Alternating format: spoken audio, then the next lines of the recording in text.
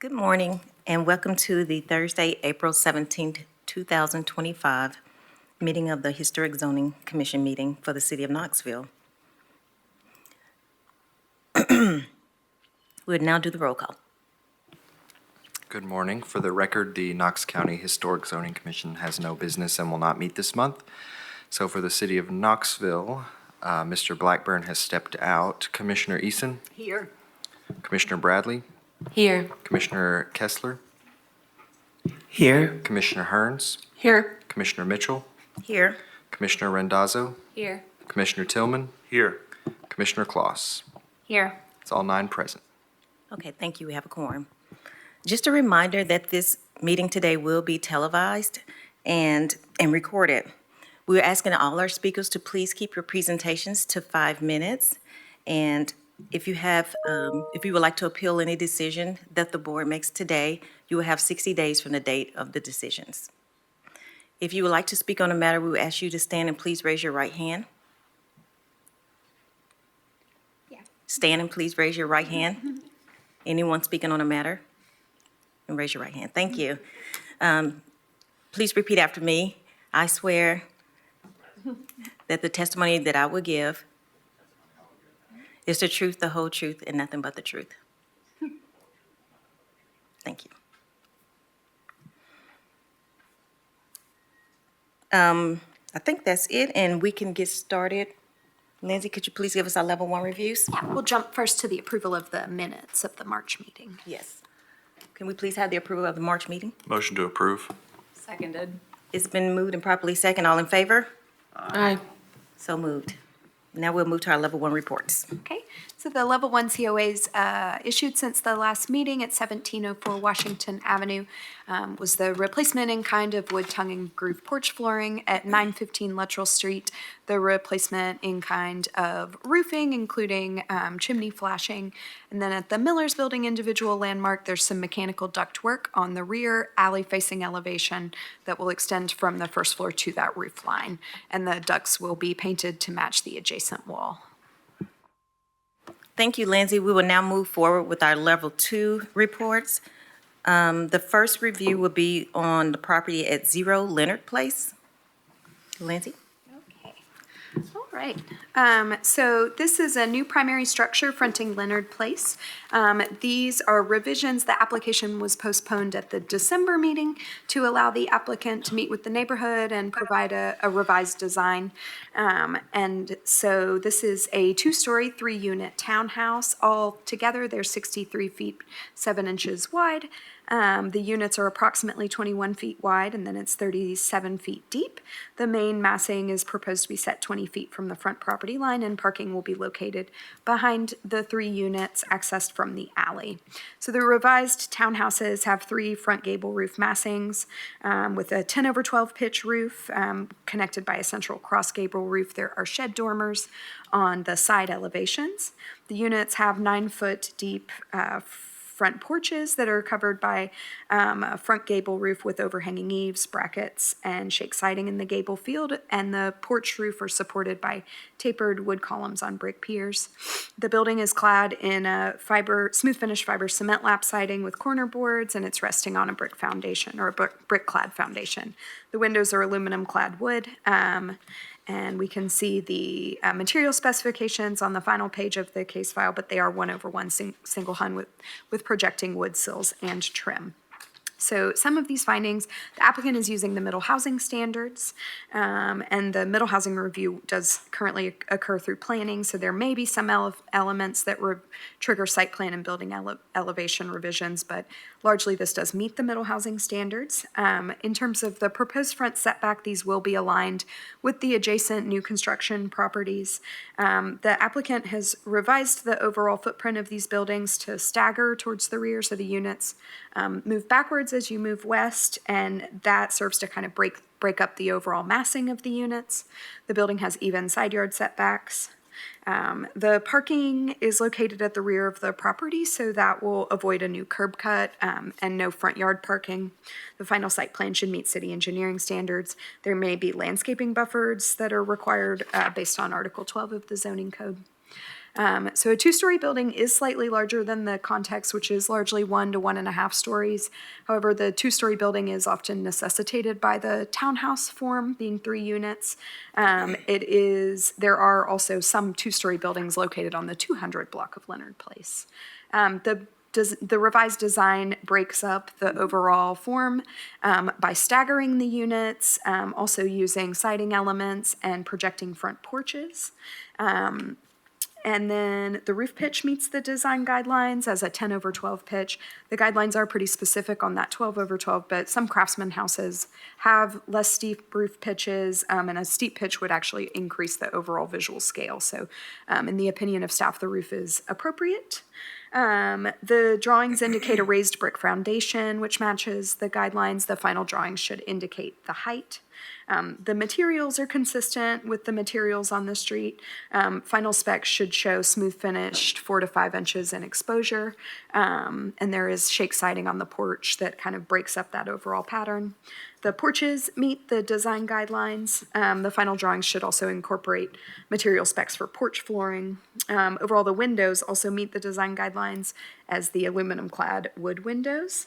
And so staff is recommending approval, and we've got the materials here, we can come back to those. Staff's recommending approval of 12D 24HC, subject to the conditions that the site plan and elevations meet relevant standards of the zoning code and city engineering standards, the fiber cement siding be smooth finished and 4 to 5 inches in exposure, and then the final material specs, like the windows and doors, be submitted to staff for approval. Thank you, Lindsay. Would the applicant like to speak? Yes, Quinette Billy at 552 South David Lane. There we go, sorry.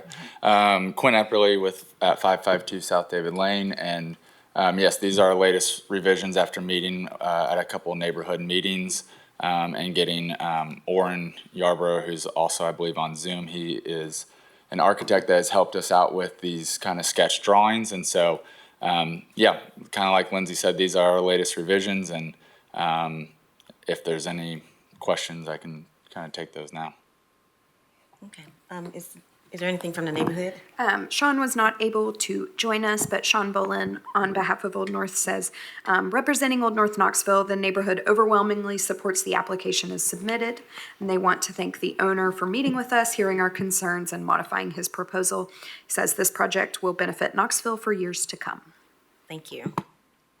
I will add, as the friendly neighborhood architect, that when we presented to Excuse me, the can neighborhood. you please say your name and address? Yes, sorry. My name is Orrin Yarbrough. I'm with Design Innovation Architects, but I'm helping solo. My address is 1449 North 4th Avenue. I actually live only a block from where these are going.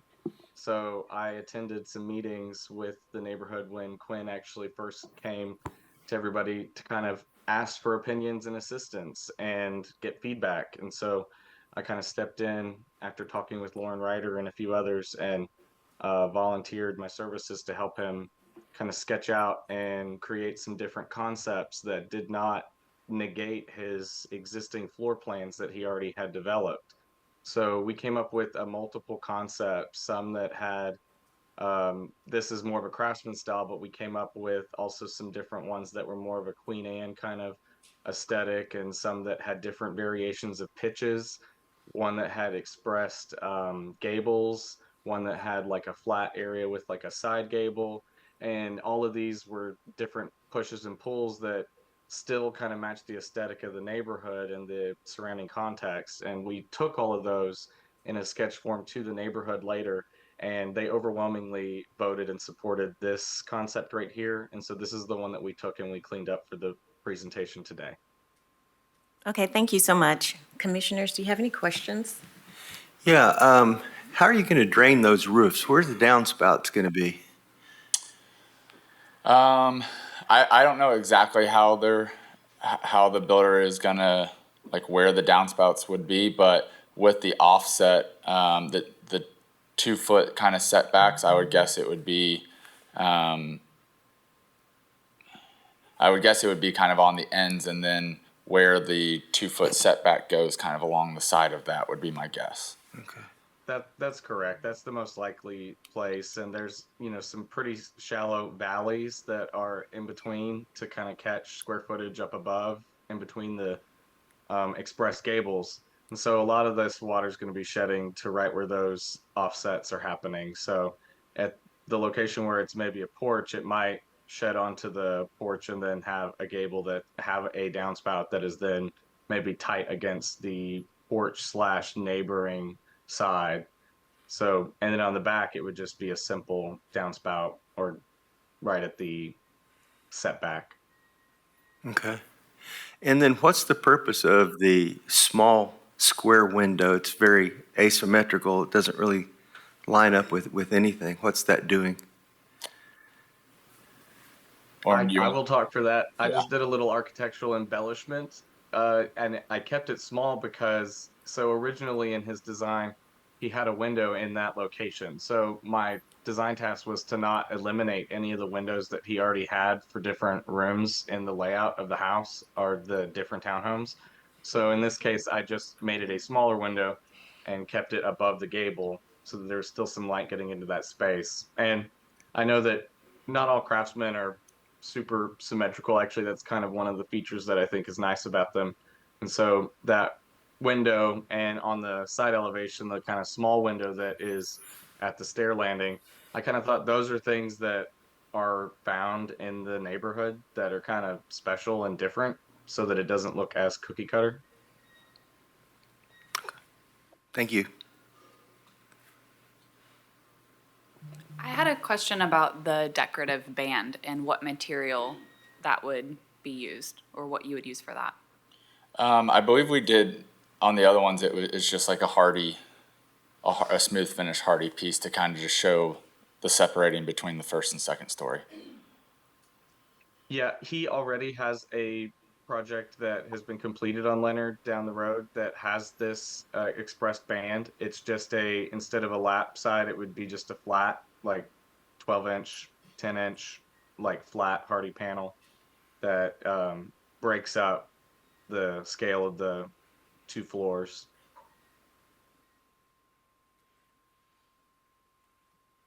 I just wanted to say I appreciate the revisions. I think this looks nice, and thank you for taking time to work with the neighborhood. Sure, thank you.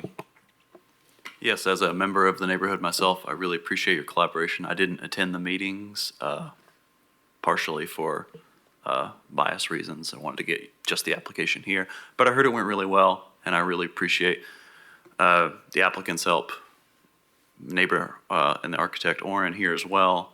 I had a question for staff. I assume city engineering would evaluate the amount of impervious surface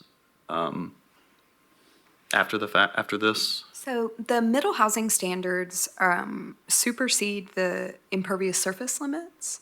That's one of the small amount of elements of the base zoning code. They do not have to adhere to the building coverage and impervious surface coverage.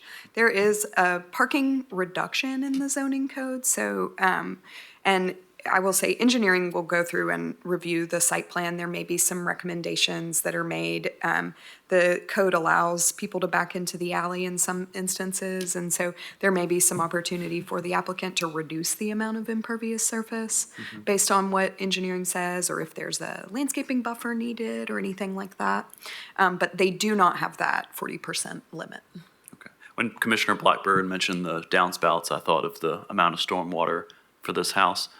I would recommend not just doing a splash block. You're going to have a decent amount of stormwater on this property with the amount of impervious surface, roofs included. And another just comment on Commissioner Blackburn's idea about the window. As far as alignment, they may, like if we want to make this rhyme with something historic, that window, the smaller one and the door below may have shared a king stud. If this were a historic building in a balloon framing scenario, just a thought, not necessarily a prescription or something like that. I think this is a good application, and I support it. Did you have any questions on what the staff recommended? Were you okay? No, with I that? mean, everything is, we're in agreement of, and I know it seemed like door, I think it was the front porch flooring and door just to send those in, and so we were happy to We did that on the previous ones where I just sent the doors to Lindsay and made sure that they're approved before installing, and so we're fine with doing that again. Okay. Are there any more commissioner questions, or do you want to take a vote? I'll make a motion. And first of all, thank you for all your collaboration Sure. and persistence. Yeah, I'd like to make a motion to approve based on staff recommendation. I'll second. Okay, it's been approved. It's been a motion and properly second. All in favor? Aye. Any opposed? Motion passes. Congratulations. Thank you all. Okay, we'll move to our second property, and it will be at 2100 Washington Avenue. Okay, so this is a new primary structure fronting Washington Avenue. It's a one-story, single-family house. There's a basement level unit as well, an ADU. The house measures 42 feet 6 inches wide by 74 feet 2 inches deep, and the main massing is proposed to be set approximately 31 feet from the front property line. That puts the porch at 20 feet. And so there are some site plan comments that I'll go through in the findings that were related to the first draft. The applicant has submitted some revised plans in response to the staff recommendation already. So those are what we'll see on the screen, and those were emailed to you guys, but just to clarify that. The house has a front gable roof with dimensional asphalt shingles. It also includes fascia boards, the exposed rafter tails, and eave overhangs, and decorative brackets. The facade features a full-length 11-foot deep front porch recessed under that primary front gable roof line, and it's supported by 2 square brick piers. And so we can see the facade alignment here in the rear elevation, and then the interior side elevation, which has a secondary door and some carriage doors accessible from that ground level. And then the other side elevation here as well. So I'll run through these as I go through the findings. So the lot that will receive the new construction, you guys may recall this is a 100-foot wide by 140 feet deep vacant lot. It previously had the brick veneer. You can see the footprint in the KGIS right here. The brick veneer clad church. The church was demolished. The demolition was completed by December 2024. And so the house is a craftsman-style one-story house that's interpreting some of those architectural details, material elements from the demolished structure. The craftsman style is appropriate for the context. The proposed front setback reflects the rhythm of the existing setback pattern of the street at 20 feet 3 inches.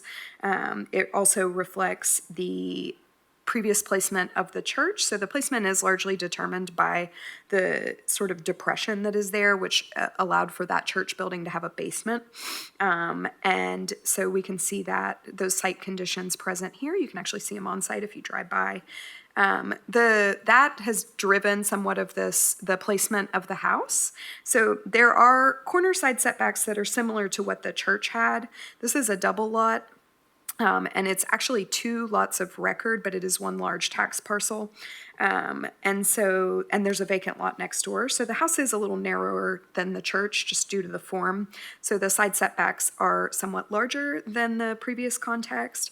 The applicant has already responded to the staff comments. If you'll see in the packet or posted online, there was a driveway that kind of extended a little bit closer towards the interior sideline, and the applicant has revised some of the proposed parking and access to sort of reduce that effect. And so overall, the design guidelines recommend that parking be unobtrusive to the patterns of the block and streetscape, so the commission should discuss these larger interior side setbacks and the parking placement. Again, this is a revised copy here. Overall, the scale, width, proportion, and massing of the new house is similar to houses on the block. It does include a raised brick foundation, a final height, which is included here in the drawings as well, the revised drawings. The full-length 11-foot deep front porch matches the context and meets the design guidelines, including the brick piers and wood railing. The porch flooring is an unstained concrete, so in the older design guidelines, it does discourage replacing wood flooring with concrete. It doesn't necessarily speak to them now. That's just something the commission may choose to discuss if concrete is appropriate for a new porch. The roof lines and materials meet the guidelines for roof forms. They're similarly complex to historic houses in the neighborhood. They have details that meet the guidelines and sort of work with that design further.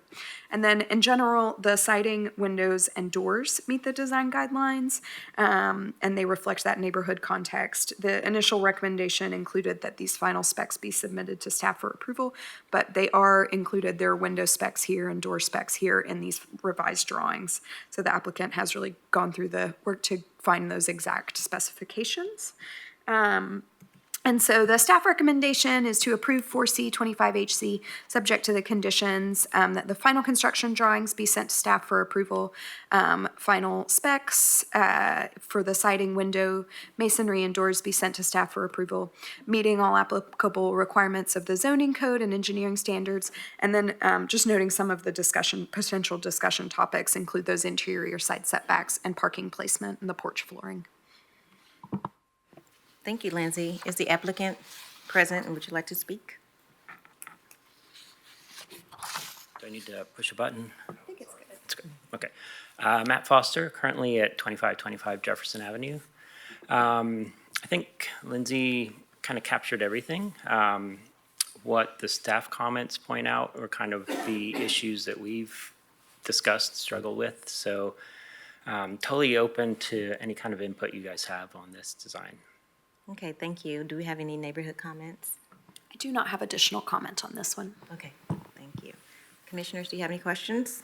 Lindsay, will you put the site plan, not back up, the overall, not that one, the neighborhood, yeah. Is this where the old Friends Church used to be? Correct. Okay, all right, Yes. I know where I am then.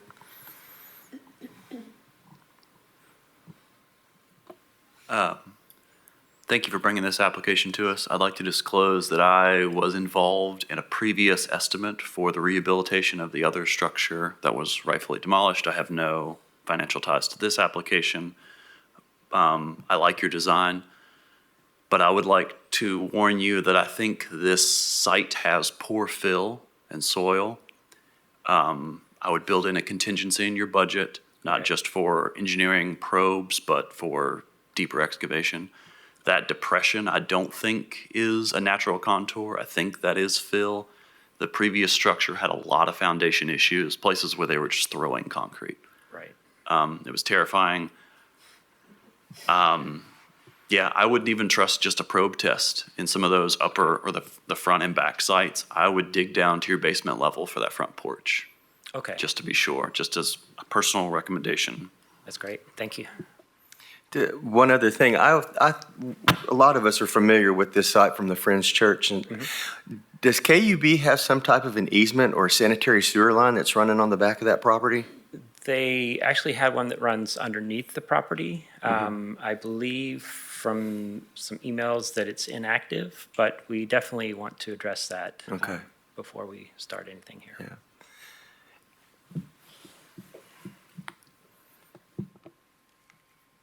If there are no more questions, would someone like to make a motion? I'll make a motion to approve with staff conditions. Seconded. There's a motion, it's been properly second. All in favor? Aye. Any opposed? Motion passes. Congratulations. Thank you all. Thank you.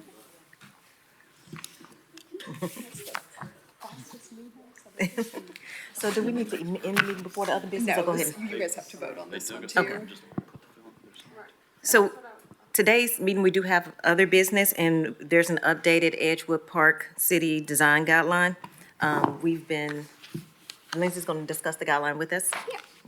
So, you guys who have been on the commission since 2023, when we looked at these last, may recall that the updated design guidelines have now been going on for over 10 years.